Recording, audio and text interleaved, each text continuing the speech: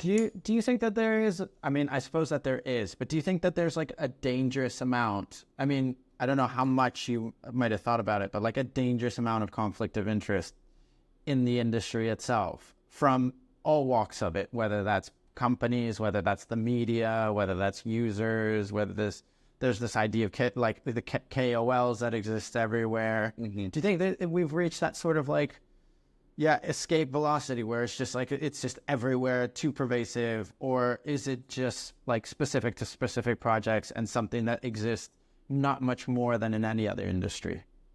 I think it's getting better. From what I can tell in terms of like real journalism I mean, conflicts of interest in every form are problems. So like on the business side, that's what I wrote about. But just if we're talking about like, hey, are people at these news outlets also kind of in bed with these companies?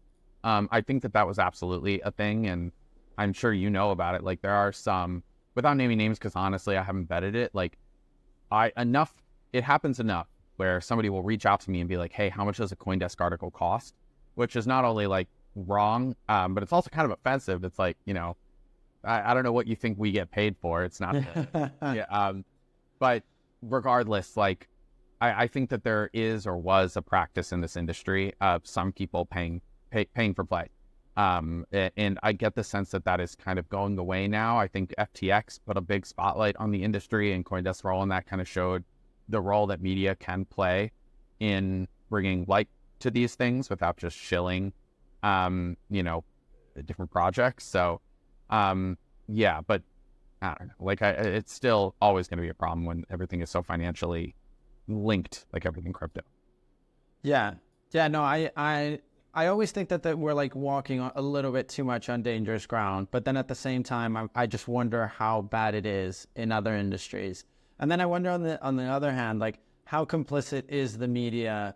Because something that I think about, like at the Defiant, we have like a clear pro-crypto like bias, you know? We agree that this is a better financial system. It obviously has its problems and like bad actors and everything, but it is a better system. But yeah, we don't take paid media and like, yeah, we are as transparent as we can. But then there's a part of me that's always like, how complicit is the media that is like not explicitly, but has like a clear pro crypto bias to report on the industry with the truth and all that sort of stuff. I believe that we do a pretty good job, and like we do like we set pretty high standards at the Defiant for how we do our reporting and all that. But then at the same time, I look to the broader industry and I do wonder about some of the things that happen, because I do know that there is, for example, like a lot of paid media.